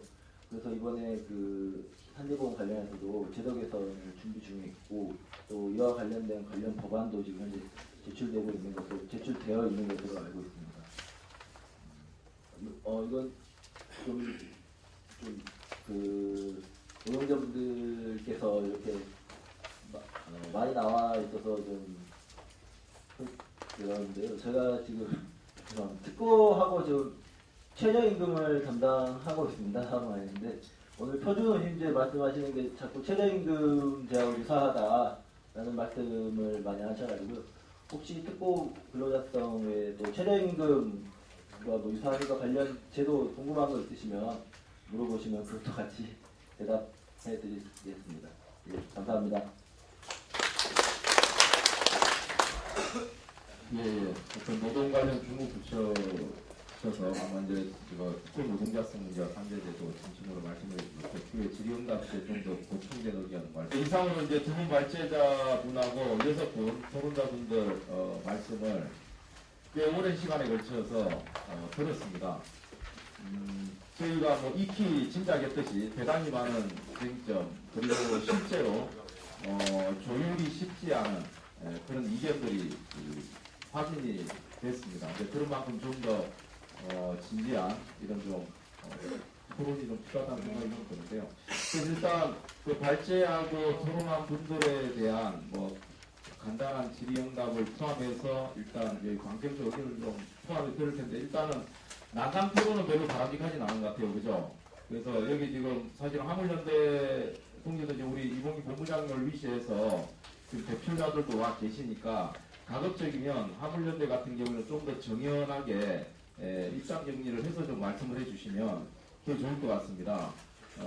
저도 노동조합을 해봐서 하는데 우리 조합원분들이 또 필 받으면 이게 참 제어가 안 되거든요. 그래서 더 충분히 그 심정은 잘 아니까 일단 오늘 신동진 국장님도 앞에 와 계시고 있으니까 일단 좀 더 추격해서 좀 질의응답을 해주시고 가급적이면 앞쪽에 발제자나 토론자분들이 좀 상호 토론하는 방식으로 그래서 좀 더 쟁점을 간명하게 드러내고 실질적으로 받아야 될 결론과 관련해서 좀 분명하게 정부까지 와 있으니까 논의가 좀 진전될 수 있도록 그렇게 좀 협조해 주실 수 있겠습니까? 예. 역시 정중한 화물인데. 예, 그러시면 뭐 기타 없이 일단 질의응답 해주시면 고맙겠습니다. 예, 말씀 주시죠. 마이크 사용해 주십시오. 그 이건재 그 무역협회 부장인가요? 그분에게 좀 질문을 드리고 싶은데요.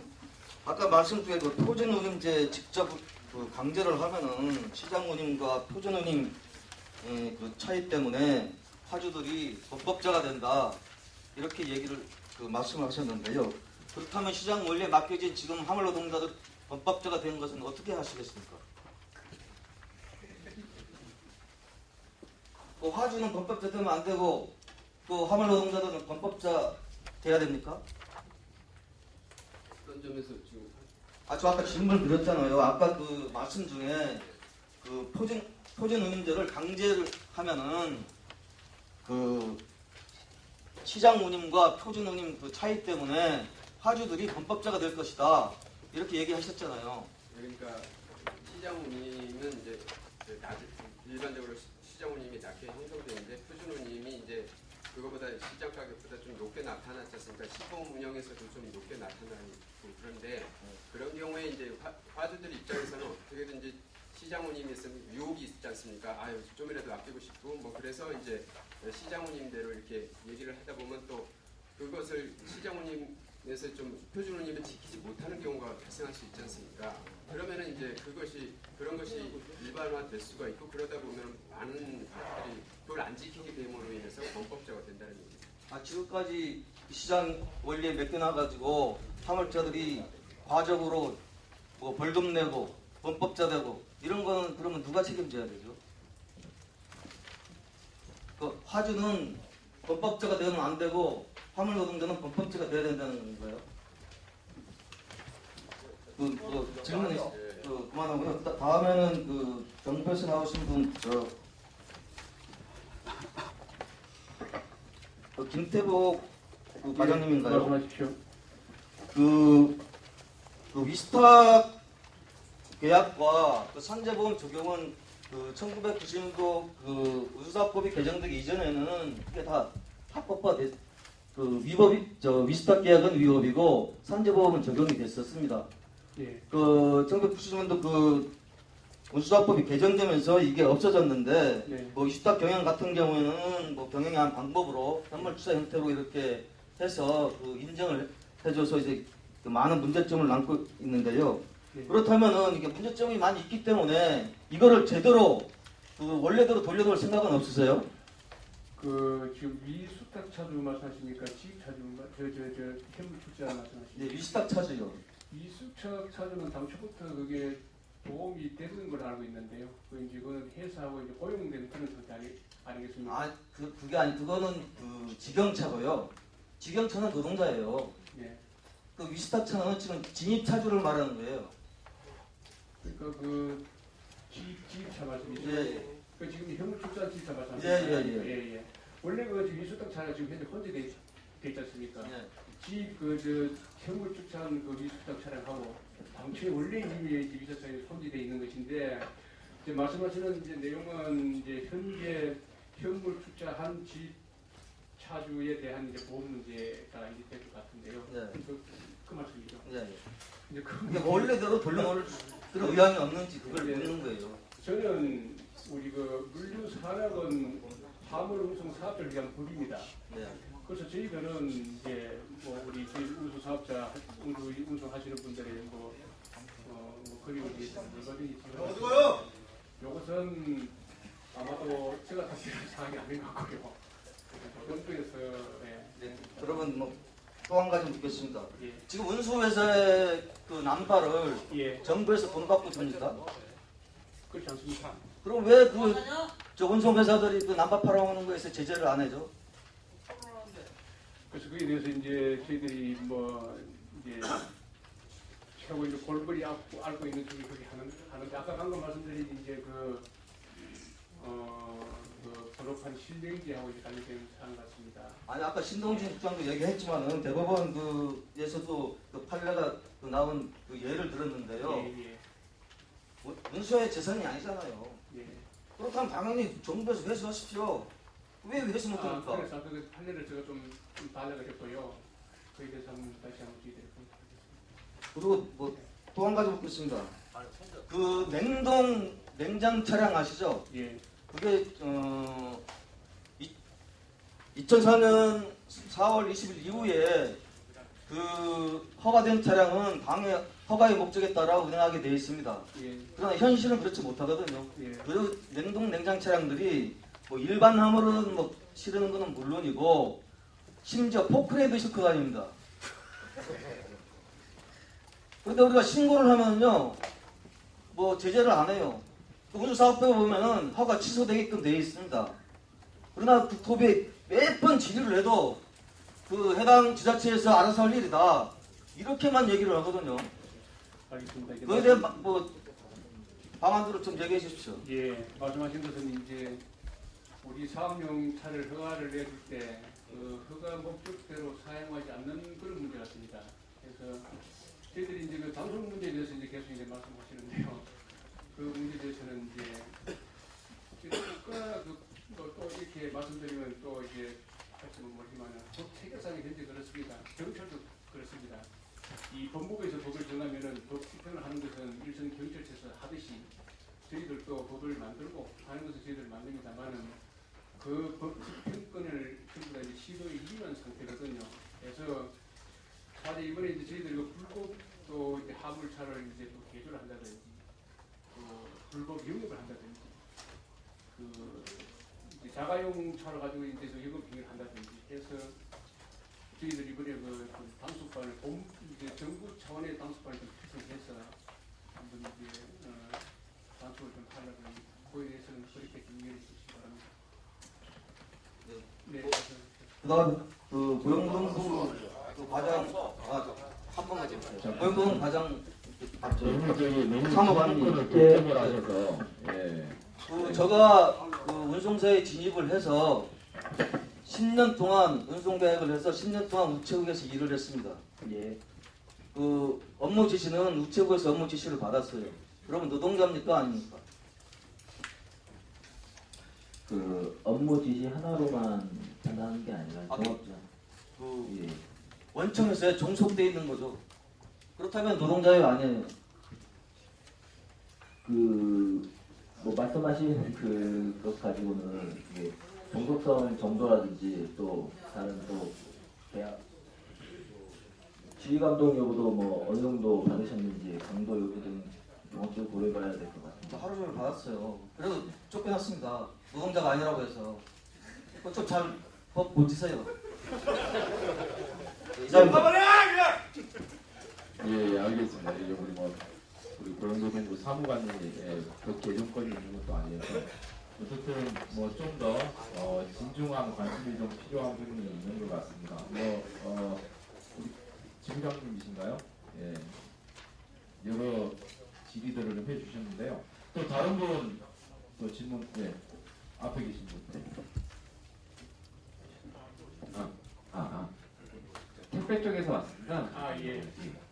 지금 1톤 택배자 갖고 사업을 개인 사업자를 발행해 주시잖아요. 네. 그래서 똑같이 여기서 말씀하시는 것처럼 그 영업용 남발을 지금 지입 회사에 들어가서 일을 하고 있는 사람들이 많아요. 왜 지입 회사가 그걸 관리하고 통제를 하는지 그냥 정부가 그걸 발행해주고 정부가 관리하면 안 되는 건지 그게 궁금해서 지금 질문 드리는 거거든요. 지금 개인 영업용 차가 예. 영업용 차가 이제 택배 회사에 기술이 돼 있는데 예. 그게 이제 지금 개별 택배 허가를 받고 예. 다음에서 계속 이제 그 해서 관리를 한다는 말씀이죠. 그렇죠. 왜냐면 우리하고 직접 교역을 안 해요. 예. 운수에서 그뭐 CJ 택배나 어디든지 예. 지입 회사에 걸쳐서 우리가 걸려 들어가는 경우가 많아요. 아니 직접은 거의 맡고 있어요. 자기는 관리하기 힘들다, 뭐 문제가 아니, 생긴다. 지금 이제 예. 개별로 이제 택배 내주는 그 말씀하시는 분 그거 말고 그거 그거 말고요. 이제 예. 그냥 저 용달차로 예, 예. 가져가시는 거 예, 예. 하시는 겁니까? 예. 그거를 왜 지입회사가 관리하고 지입회사를 통해서 우리가 일을 해야 되는 거, 그 지입회사에 귀속이 돼 있어요. 저희가 귀속이 돼 있잖아요. 예. 그 모든 지금 7월달부터 단속을 하신다고 그러셨죠? 하얀 단가를. 그걸로 인해서 지금 번호판 걔네들이 요구하는 게 400만 원. 이전비 그냥 번호만 빌려주는데 400만 원 지금 추가 운임을 달라고 하고 있어요. 왜냐면 당장 일을 해야 되니까. 저희가 일을 당장 7월 1일부터 단속 들어가면 하얀 남분들은 일을 자체를 못 하잖아요. 그런 현실을 만들어 놓은 건 정부가 그런 현실을 만들었어요. 왜 만들었냐? 번호판 더 이상 묶지 않아서 주지가 않았어요. 택배는 계속 선정해서 사람이 필요했는데 정부에서는 아무 대책 없이 그냥 방치했어요. 택배는 한정돼, 번호판은 한정되어 있는 상태에서 계속 일한 사람들은 추가로 모집하고 일을 시켰어야 되니까. 그리고 지금 와서 하얀 남바 7월 1일부터 단속한다. 우리가 번호판을 구하려고 그러면요. 번호판 1000만 원, 2000만 원이 중요한 게 아니라 걔네가 이전만 자기네 거 잠깐만 빌려주는데 400을 달래요. 거기서 뭐 이전 비용 뭐 들면요 거의 500 정도가 돈을 들여서 거기서 걔네 종속돼서 또 일을 해야 돼요. 그 선생님 지금 자가용 가지고 계시는 겁니까? 예, 자가용도 있고요. 개인 차도 있어요. 예. 그에 대해서 좀 어떻게 생각하면 저희들 이번에 그 특배 이제 개별적으로 나가는 그 범주에 이제 포함이 안 되셨네, 그죠? 예. 원래 어디서 일을 하셨습니까? 시제 대한투에서 일했는데요. 아, 거기 신용 보더라고요. 신용. 그게 이제 평소에 좀 하셨네요. 저희에 대해서 좀 안타깝게 생각하는데 대리상직 보를 내줄 수 없는 상황이고. 아니 안타까운 게 아니고요. 왜 신용을 보죠? 그 번호판을 내주는 사람, 실질적으로 일을 하는 사람한테 신용을 왜 보죠? 예, 그래서 그때 아마 이제 기준을 정할 때 예. 이제 계산대가 많고 하다 보니까 예. 아마도 기준을 정의는 같아요. 이제. 지금 일하는 사람들은 다 번호가 필요해요. 예, 그 사람 그럼 일하지 말라고 나가라는 얘기는 그 거예요? 사람들 이제 다 전체 이제 번호판을 다 쓰게 되면은 또 예. 화물차량에 또 이제 차량이 또 이제 가임 공급이 되는 문제도 아니 있고 과잉 하니까. 공급이 되든 안 되든요. 예. 일은 지금 운임은 계속 떨어져서 더 악한 현상에서 일을 하고 있어요. 예. 사업자를 내주든 안 내주든 화물차를 내주든 안 내주는 중요한 게 아니고 예. 지금 그걸 맡고 있는 상황에서 우리가 화물 지입 회사한테 굉장히 피박을 받고 있어요. 20년 넘게 피박을 받고 걔네 화물차 안 내준다고 해서 걔네 통제에 계속 끊임없이 걔네 지입료만 번호판만 올리고 있어요. 예?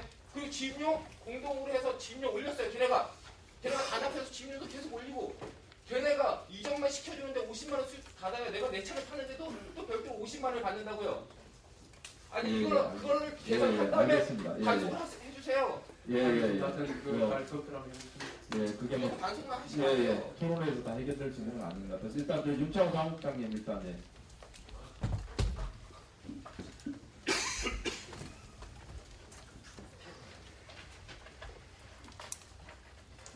그 교섭에서 늘 보시는 분한테 질문을 하니까 좀 그렇긴 한데요. 일단 이 공식적인 자리에 좀 참석해 주셔서 정말 감사합니다. 일단 국토부 문상학 과장님한테 두 가지에 대한 답변을 받고자 합니다. 노동부도 마찬가지지만 불편한 자리에 오시다 보니까 상당히 추상적인 답변만 하시고 마시는데요. 일단 여기서 답을 내놔라 이런 건 아니에요. 최소한 의지는 보여야 되는 거 아니냐 생각이 듭니다. 번호판 실명제가 제도의 문제보다도 화물노동자 재산권이 없는 문제는 이게 그대로 방치돼서는 안 된다는데 동감하시는 거고, 그리고 운임제도 때문에 이 저운임 장시간 노동에 시달리는 화물노동자의 생존권은 어떤 식으로든 해결돼야 된다에 동감하시는 거 아닙니까? 그렇습니다. 거기에 대해서 화물노동자들은 화물연대는 지난 10년 동안의 표준임제와 번호판 실명제를 주장해왔고, 그렇다면 첫 번째 번호판 실명제 도입과 관련해서 저희들이 공식적으로 국토부에 번호판 실명제 도입을 위한 TF 구성을 제안했습니다. 현재까지 몇 차례 정례비와 실무교섭에서 명확한 답을 안 하고 있습니다. 최소한 지금 오늘 이 자리에서 토론문을 발표하신 대로의 의지를 가지고 그게 진실로 말씀하신 거라면 이 자리에서 법원판 실명제 TF 구성에 대해서 어떻게 하겠다는 입장은 밝힐 수 있는 게 아니냐라는 생각입니다. 두 번째로 지난번 법안심사 소위에서 표준임제 문제가 논의가 됐는데 저희들이 아는 바로는 국토부 제2차관께서 참석하셔서 저희들이 들은 바는 뭐 과장님 어떻게 표현할지 모르겠지만 화물연대 그 민주당의 이현석 의원이 제출한 화물작업정수사법 그 표준임제 도입을 주 내용으로 하는 법안에 대해 적극적으로 반대하신 걸로 알고 있습니다. 그래놓고 결론 아까 이미경 의원도 말씀하셨지만 다음 8월까지 표준임제 그 정부안을 제출한다 이렇게 돼 있는데 지금 그럼 일방적으로 이제까지 쭉 표준임대 도입 추진위원회로 지난 정권 때 총리 산하에 쭉 논의가 됐다가 이제 이번에 다음 법안 심사소에 제출할 때는 그 국토부에서 일방적으로 그걸 제출하실 건지 아니면 최소한 그런 과정이 이제 됐으면 8월 다음 법안 심사 소위에 최소한 화물연대와 실질적 논의를 거쳐서 제출하실 건지 그걸 좀 답변을 듣고 싶습니다. 법안 그 지금 그 소위에 계류된 문제는 아까 이제 이사님께서 이제 반대하시냐는 전적으로 반대하시는 그런 말씀은 아니시고요. 아까 제가 말씀드렸듯이 현이 표준 운임제는 아까 세 가지 그런 이제 난점이 있지 않습니까? 그게 08년도부터 계속 이제 뭐 논의해온 그런 상황이기 때문에 이해 관계자도 많고 해서 이 차관님께서는 그걸 갖다 다시 한번 이제 뭐 검토하는 차원에서 한 것이지 표준 운임제 자체 도입 자체에 대해서는 반대하는 적이 없고요. 방금 말씀드린 그 표준 운임제에 대한 그 정부안을 갖다가 법안을 사전에 협의하고 상의하고 그런 사안은 없습니다. 그래서 다만 그게 국회에 계류가 됐을 때 거기서 논의가 생깁니다. 논의가 생기고 그런 차원에서 또 논의하도록 그래 하시면 좋겠습니다. 그런데 그게 이제 뭐 단장의 그 정부 안으로 가는 것도 아니고 또 이유수 의원님 그 안으로 또 가는 것이 계류가 되는 것 자체가 좀 이제 뭐 검토할 필요성이 있다고 이제 계류된 것이거든요. 그래서 그 국회 그 소위 차원에서 막 토론을 한다든지 그런 사람들이 그리고 그 실명제 그에 대해서는 TF팀 구성 좋습니다. 하겠습니다. 해가지고 우리 같이 한번 노력하면 TF팀이 뭐 이제 그 화물 있는 가는 것이 아니고 그 관련된 되는 사람들 머리 같이 맞대가지고 같이 그렇게 하도록 하겠습니다. 예, 실명제 대해서는 뭐 TF팀 구성 예, 그런 확답을 주시는 바람에 기대치가 올라가서 손이 더 많이 올라가는 것 같아서 좀 걱정이 되기도 합니다만, 예, 일단 앉아서 말씀하시죠. 앉아서 해야 되니까. 예, 임태복 물류 과장님께 여쭈었습니다. 제가 그 민원을 내갖고 그 국토물류과의 김완수 씨인데 민원이 가가 있습니다. 그리고 우리 앞에 계신 이태영 박사님께도 제가 한번 작년에 제가 민원한 적도 있고 다른 게 아니고. 아마 우리나라에 70년대 이후로부터 컨테이너라는 것이 들어와갖고 지금까지 컨테이너라는 것이 우리나라에서 실황에서 작년 보면 한 1,500만 개 이상 움직이고 이런다는데 아직 우리는 컨테이너를 운송하는 운전기사는 전부 다가 전과자 몇 번 됩니다. 그것이 왜 그런가 하면은 그 자체의 어떤 그 도로법과 지금 적재 정량이 말이야. 아까 우리 윤영삼 우리 교수님이 말씀하신 대로 그 법이 그 한 군데서 일어나면 안 되기 때문에 예를 들어서 제가 간단하게 김태호 그 과장 물류하고 이창규씨하고 손만 잡고 가면은 두 사람이 가는 거 아닙니까? 우리 특수 컨테이너라는 것은 차가 두 대임에서도 한 대의 어떤 그 기준을 가지고 잣대를 대니까 우리나라는 물류 비용이 상대 유럽이나 가까운 일본 같은 데보다 더 많이 소요되죠. 그래서 늘 내가 우리 앞에 계시는 우리 이태현 그 박사님하고도 한번 두두에 직접 오셔갖고 제 말씀 듣고 올라가셨는데 이것은 당장 내일부터라도 법을 개정하는 게 아니고 법을 인용을 잘 못하고 있어요. 우리는 전 세계적으로 40돈, 10돈 이것이 맞는데 이것은 한 대의 어떤 그 값어치를 우리 여기에서는 도로공사나 지금 이런 데서 보면 연결된 차는 무조건 한 대로 가요. 엄연히 주민등록증이 따로 나와 있는데도 그래서 요 운전 오래 하시는 분은 아시지만은 몇 년 전만 해도 그 풀카라는 차가 있었어요. 그것도 2대의 주민등록증을 가지고 검사증이 있는데도 한 대로 치기 때문에 그 차가 다 없어져 버렸어요. 우리나라에서 지금. 가만히 한번 생각해 보십시오. 그렇게 우리나라는 깝깝한 사람들이 많아요. 물류 비용을 줄이기 위해서 차를 2대, 3대 연결해야 경기하는데 우리는 하여튼 손만 잡으면 무조건 한 사람이 치니까. 그렇게 이 차 운전하는 사람 내가 전과 사범입니다. 전과 사범. 질문을 좀 짧게. 짧게 하는 게 아니고 내가 이래서 이 문제가 하여튼 이걸 좀 어떻게 다듬어 주세요. 왜냐하면은 무슨 말인지 이해가 가십니까? 지금 그 적재 정량하고 저 과적하고가 뭐가 틀린가 그걸 내가 묻고 싶어요. 예. 그거는 미리 말씀드리니까 요거는 저희들 업무가 아니고요. 저희 도로 파트 업무인데 제가 답변을 충분하지는 못하지만 드리겠습니다. 저희 도로标 적용되는 것은 말하자면 이제 도로 첨단 환경과 예, 맞습니다. 도로 구조, 도로 구조에 미치는 것은 저희 도로법에 하고요. 또 이 운행에 대한 안전에 미치는 것은 도로교통법입니다. 그 도로교통법은 경찰청에서 하고 도로법은 저희들 하는데 다만 이 문제에 대해서 저희들이 이제 그 아마 저희 도로국에서 경찰청 쪽으로 이야기했는 말입니다. 다만 이게 이제 단순 문제는 저희들 지방국토관리청에서 하는 그 과정은 경찰권이 없고 그냥 이제 그 무슨 경찰권이든 이게 이제 경찰권이 미치는 아무튼 그런 문제거든요. 그런 문제는 저희들 국토부 단독으로 이렇게 해결할 사안이 아닙니다. 그래서 이 문제에 대해서는 도로 파트에 저희들이 한번 자료를 드려가지고 답변이 되는 걸 저는 알고 있습니다. 국토물류 김환수 씨인데 내 자료가 있으니까 혹시 가까운 예, 알겠습니다. 제가 한번 체크를 한번 과적과 관련된 문제에 컨테이너를 2대로 벗으면 한 대로 벗으면 다 좀 다른 거고 저희는 가적 견제를 해야 되는 건 사실이잖아요. 우리는 잘 알고 있습니다. 5톤짜리 차가 26톤, 25톤 싣고 다니고 그래도 아무것도 단속에 걸리지 않아요. 그리고 경찰에 와서 하면 5만 원 스티커 하나 하고 끝나는 거거든요. 그리고 지금 도로에 가면은 정말 이 가족 단속하시는 또 담당 공무원을 조금 아시려고 몰라도 150톤, 180톤, 20톤 아니거든요. 이 문제를 저희들이 정부에서 계속 그런 이야기를 합니다. 아니 칼을 줬는데 그걸 칼을 사각각각물을 갔는데 이 사람이 사람을 찔려 죽였는데 우리가 오해하란 말이고 이런 이야기를 계속 정부에서 했어요.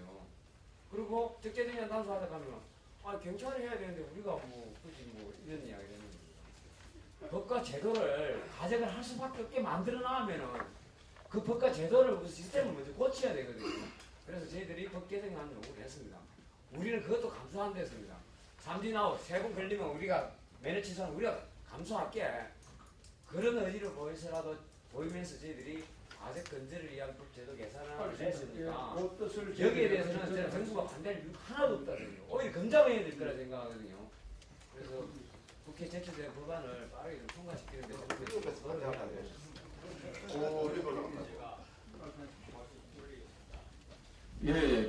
일단 질문은 어쨌든 지금 저희가 한 장씩 받을 수는 없고요. 하여튼 질문은 좀 짧게 해서 왜냐하면 답변을 많이 듣는 게 목표시잖아요. 질문이 길어지면 답변 시간이 짧을 수밖에 없으니까. 저는 화물연대 요즘 지구의 조합원입니다. 저는 오늘 거기 토론회에서 나온 여러 가지 주제들에 대해서는 논하지 않겠습니다. 다만 이렇게 이제 발제자로 나오신 여러분들의 말씀을 들으면서 우리 사회가 가지고 있는 정말로 아주 깊은 상처들을 갖다가 지금 내가 보는 것 같아서 제가 원래 나이가 69살입니다. 격동이 시기를 저도 같이 살아온 사람입니다. 그래서 제 마음속에 지금 아주 큰 울분이 지금 깔아앉고 있어요. 다시 또. 저는 아까 우리 이건재 선생께서 경제의 주체로서 그 화두들을 말씀하시는 것에 대해서 그 얘기를 들으면서 경제의 주체로서 여러 가지 어려움이 있기 때문에 결국은 해외까지도 이전해서 사회에서 몸부림쳐야 된다라는 말씀을 들으면서 나는 저 양반이 도대체 무슨 생각으로 그럼 경제의 주체가 아니고 경제의 객체인 노동자는 누구란 말인가? 누구 다른 사람들인가? 수탈의 대상이란 말인가 그러면은 그건 박정희 대통령 시절부터 지금까지 가져온 의문이었어요. 그 문제 해결이 안 되고 있는데 지금 갑이라는 이름으로 아주 잔인하게 이 사회를 지금 난도질하고 있는 겁니다. 맞습니다. 이런 문제들을 갖다가 우리가 다음 세대를 생각한다면 우리가 입으로 들어갈 때는 맛있게 달게 먹을 수 있는 음식이지만 뒤로 나올 때는 냄새나는 더러운 것들입니다. 우리가 지금 무엇을 생각하고 행동하고 할 때 다음을 생각해야 되지. 지금 입장에서 내 눈에 보이는 것, 내가 취하고 싶은 것만 한다고 해서 그 좋은 머리들을 그렇게 써서 어떻게 하느냐는 겁니다. 마찬가지입니다. 지금 우리 김대북 선생이나 이찬동 선생님께서도 국가 공무원으로서 국민 앞에서 당당하고 떳떳하게 업무를 수행하셔야 된다는 거 잘 아실 겁니다. 처음 공무원 발령받을 때 그 순서 다 하셨죠. 기업도 마찬가지 아닙니까? 국민의 세금으로서 우리는 밤잠 안 자면서 피땀 흘려가면서 벌어서 세금 내는데 그 세금으로 성장한 기업들이 이제 와서 분배를 못하겠다고 내 주머니만 채우겠다고 사회 정의를 송두리째 무시하고 있는 겁니다. 지금 나는 이런 것을 보면서 오늘 제가 어리의 분노가 아닙니다. 이것은 어제부터 노동자들이 이런 법 문제를 가지고 이렇게 토론하고 시간 끌면서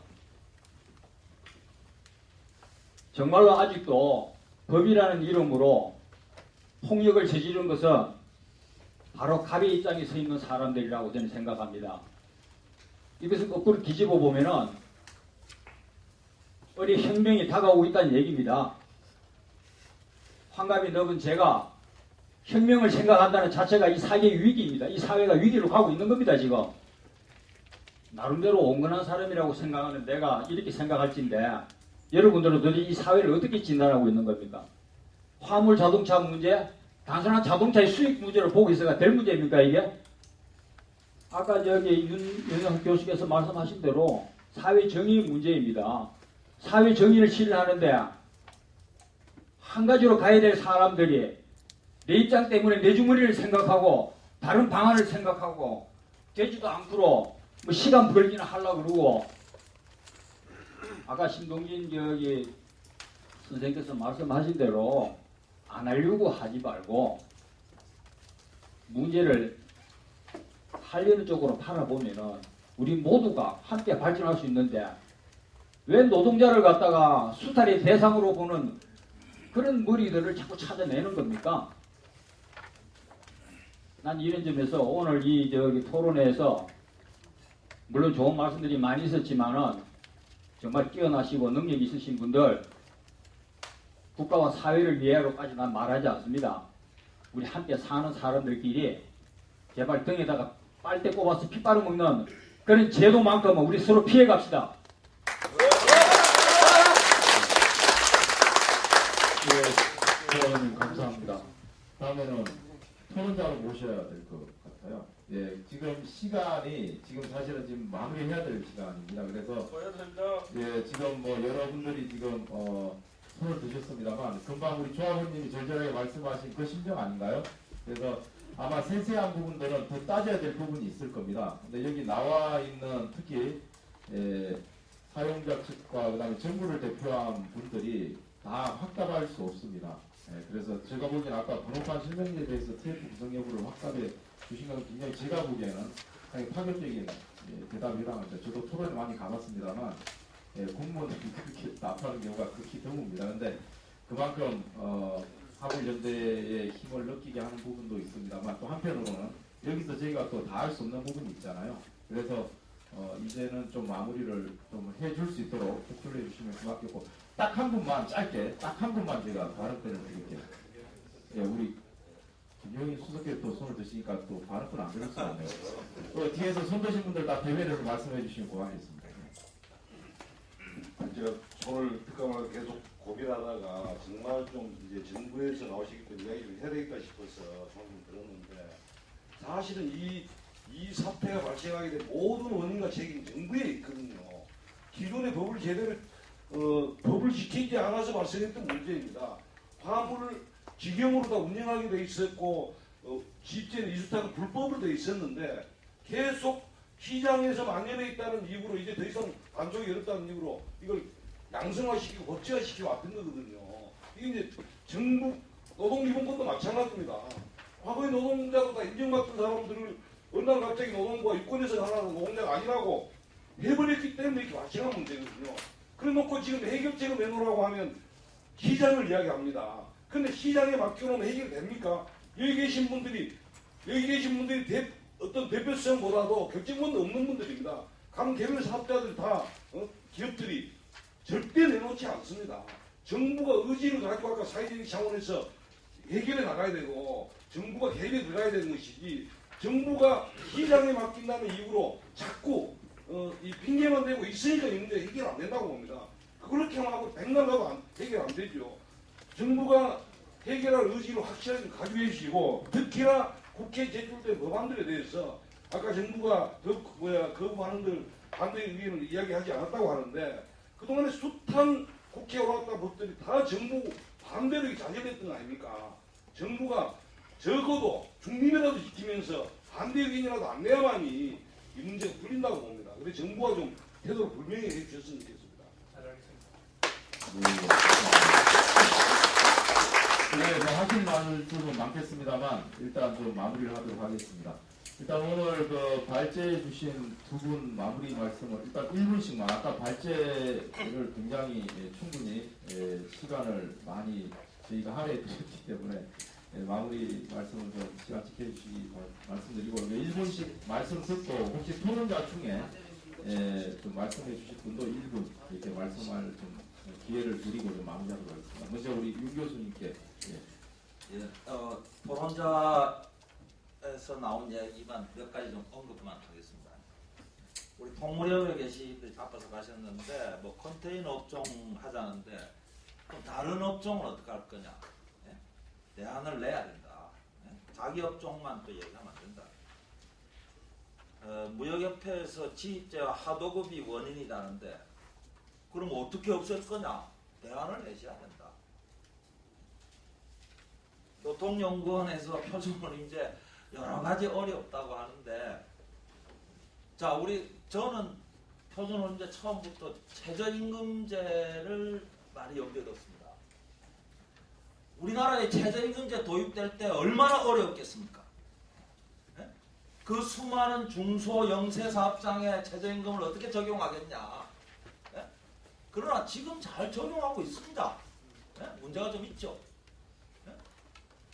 네, 버스 운송원가 매년 산정합니다. 5년마다 한번 전체 조사를 해서 산정합니다. 교통연구원에서 이런 문제로 다루잖아요. 그래서 표준을 이제 하자고 하면 얼마든지 개선해 가면서 할 수 있다. 그 단계적인 거 좋습니다. 표준 운임이 너무 높다. 당사자들끼리 절충합시다. 우리가 기계가 아니잖아요. 뭔가 계산이 명확하지 않으면 사회적으로 합의를 하면 되지 않겠습니까? 이 정도에서 하자. 그죠? 그거를 엄밀하게 이론 단위로 계산이 안 된다고 하지 말자. 이게 말이 됩니까? 그 다음에 특히 고용노동부에 대해서 좀 말씀드리고 싶어요. 특권 문제 가지고 엄청나게 외면하고 회피해왔거든요.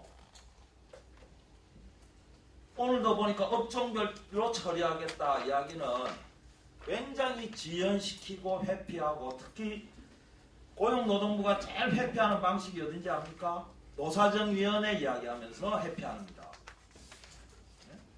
거기서 비전형 근로자 분과가 뭐 담당한다. 이제 또 한 5, 6년, 10년 가야 될 겁니다, 아마. 네? 제발 좀 빨리 하고 듣고 지금 그래도 숫자가 적습니다. 지금 좀 더 가면 듣고 더 확산됩니다. 그때 되면 더 많아져서 이제는 못하겠다 할 겁니다. 네? 그나마 지금 우리가 숫자 적을 때 더 확산되지 않도록 차단하는 작업을 빨리 하는 게 다 좋은 일이다. 이 말씀만 좀 드리겠습니다. 저희에서 권준석 변호사님, 예, 마무리 말씀 듣도록 하겠습니다. 예, 표준운임제 관련해서 이제 외국에 뭐 그런 제도가 없다 이런 말씀을 하시는데, 일단 저도 이제 뭐 연구 보고서인가 그걸 보니까 외국에 이제 실제 과거에 각 국가마다 표준운임제와 유사한 그런 이제 강제를 하는 그런 제도들이 이제 있었던 나라가 이제 많은 것으로 나오더라고요. 근데 그게 그 이후에 뭐 제도가 없어지거나 아니면 다른 방식으로 바뀌었다 이런 내용들이 이제 조사가 되어 있던데, 우리가 이제 해외의 어떤 법제가 어떻게 되어 있느냐라고 하는 것을 살펴볼 때는 기본적인 게 뭔가 하면 그런 법률이 존재하는지 여부도 중요하지만, 그게 뭐 1970년도에 그 나라에 있었는데 지금 2000년대에 와서는 없어졌다라고 하면, 그 나라가 1960년도에 그 제도가 있었을 때 도대체 그 나라의 화물노동 시장에는 어떤 문제가 있었기 때문에 그런 제도가 도입돼서 운영이 됐고, 또 그것이 이제 나중에 없어졌다면은 아마 그 정도로 할 필요성이 어떤 의미가 없어졌기 때문에 그게 없어진 게 아닌가 싶은데, 그런 부분에 대한 한마디 언급도 없이 그냥 현재 없다. 현재 없으면 그 나라는 지금 우리 한국의 화물노동 시장처럼 이렇게 공마전 또 지입제 이런 상태인데도 없는 것인지, 그런 얘기에 대한 답변이 같이 있어야 될 거라고 생각이 듭니다. 그래서 그런 거에 대한 아무런 답변도 없이 그냥 현재 없다 이런 식으로 막 얘기하면서 그거 없으니까 우리는 못한다 이런 식으로 반대하는 논의는 맞지가 않다고 생각이 들고요. 그 다음 우리 특수고용 노동자의 노동기본권 문제가 사실은 사회적인 이슈가 된 게 1999년인가요? 1999년 제가 변호사 되기 1년 전에 재산교사노조가 아마 처음으로 노동부에서 노조소의 신고장을 받으면서 그 이후에 사회적으로 계속 문제가 됐었고, 그것도 거의 13년이 지난 사안입니다. 그런데 지금 정부와 국회는 14년이 지난 그때 벌써 법 문제다. 판례로 해결할 수 없는 거죠. 판례로 해결하면 사업장마다 개별 노동자마다 다 대부분까지 5년 동안 재판해하고 해결하라는 얘기인데, 그건 해결이 안 되는 거거든요. 그래서 14년 동안 시간이 지나도록 아직까지도 한 번도 노동부가 이거에 대해서 법안을 제출을 해가지고 해결하려고 하는 노력을 하지 않고 있어요. 14년 동안 이렇게 골마 터지도록. 그래서 이렇게까지 직무를 유지할 수 있는가. 그리고 당장 근로기준법 적용하는 게 부담스럽다. 퇴직금 줘야 되고 복잡한 문제들이 생기고 이해관계가 복잡하지 않느냐라고 한다면은 저희들 요구하듯이 노조를 만들 수 있게 해달라는 거예요. 그래서 노동기본권을 행사할 수 있도록 해달라는 겁니다. 그게 사업주한테 무슨 부담을 줍니까? 지금 화물연대가 파업해서 교섭하고 하는 거하고 무슨 차이가 있습니까? 그런 것들은 아주 쉽게 할 수 있고 그에 대한 부담을 느끼기 위한 데는 저는 없다고 보는데, 그런 기본적인 것조차도 하지 않는 건 좀 심각한 문제 아닌가 싶고, 이번 토론을 계기로 해서라도 그런 부분에 대해서 조금 관심을 더 가져줬으면 하는 그런 말씀 드리고 싶습니다. 예. 질문 발제를 하신 분들께서는 정말 하실 얘기가 좀 많으셨을 텐데, 그래도 좀 시간을 아껴서 말씀해 주셨습니다. 감사드리고요. 우리 토론자 중에 혹시 뭐 마무리 말씀 정말 짧게 해주셔야 됩니다. 1분으로라도 좀 해주시면 신동영 국장님 아마 입이 건질건질하긴 할 텐데요. 막히면 한 10분 갈 것 같아서. 근질근질한 거 쓰게 좀 해주시죠. 그냥. 1분으로 가능하겠어요? 1분. 자, 해라. 내가 대신하면 안 되나? 저희들 세 가지만 좀 해결해 주시죠. 국회의원들하고 정부에서 노동기본권하고 운임제도하고 우리 번호판에 대한 소유권을 만드는 확보와 확립하는 거, 나머지는 우리가 그것만 해결해 주면은 여기 계신 정부 관계자들 국회의원들 매년 벌쳐해 주겠습니다. 그리고 우리 요구를 내면하면은 우리가 싸울 겁니다. 또 다시 물류 대란이 발생하지 않도록 하기 위해서 적극을 만들어주기 바랍니다. 우리 뛰어오신 분들 다 동의하시죠? 네! 아주 봐봐, 넘겨. 노동조합 시민제 TF에 이은 벌초. 그러면 좀 마무리하도록 하겠습니다. 일단 오늘 정말 덥네요. 이렇게 어떻게 보면 짜증이 치솟을 수도 있는 이런 더운 공간 속에서 그래도 끝까지 정말 하시고 싶은 얘기 많으셨을 텐데 이렇게 진득하게 자리해주신 모든 분들께 감사드리고 특히 우리 하물련대 조합원님들이 많이 와 계신데 이 자리가 참 부담스러웠던 우리 사용자를 대표해서 오신 분들하고 정부 쪽 대표해서 오시는 분들 박수 한번 보내주시죠.